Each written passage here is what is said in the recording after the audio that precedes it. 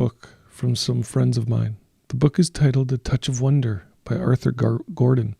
I opened the book at random to a chapter on the gift of caring. In it, Gordon tells us about going through the attic of an old house in Georgia in which the family had lived for a century and a half.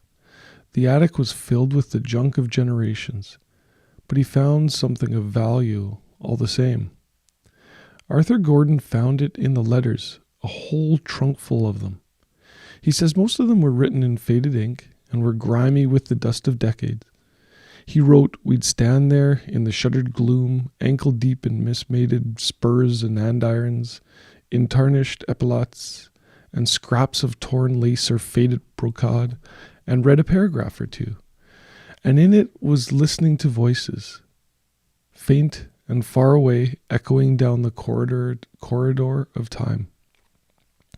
What struck him most about the letters was the frankness of the writers, writing in an age when cynicism didn't demand that we withhold our tenderest sentiments, a time when people said what was in their hearts.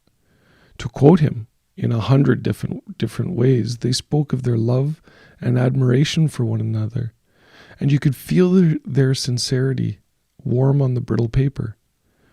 You don't know how much your visit meant to each of us. When you left, I felt as if the sun had stopped shining. The courage with which you are facing your difficulties is an inspiration to all of us. We haven't the slightest doubt that in the end you will triumph over all of them. But this is the one that impressed me most, and which is no doubt spoken all too seldom in far too many families.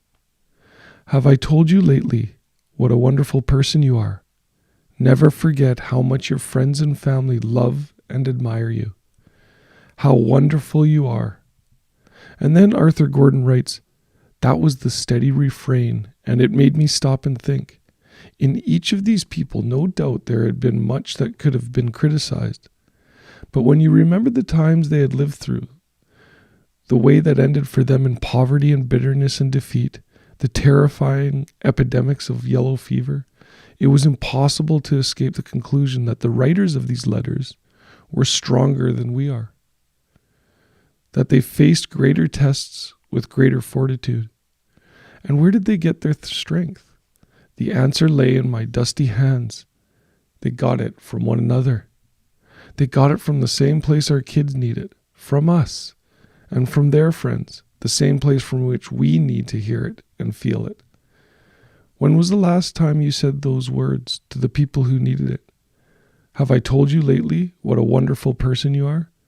Never forget how much your friends and family love and admire you. I think this is one of the most beautiful passages in this book.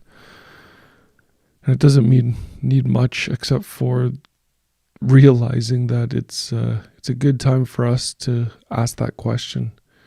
And when I look at all of you and I think of all of you, have I told you lately what a wonderful people you are? Never forget how much your friends and family love and admire you all. I hope you guys have an amazing Monday and an amazing week. And we'll be here tomorrow.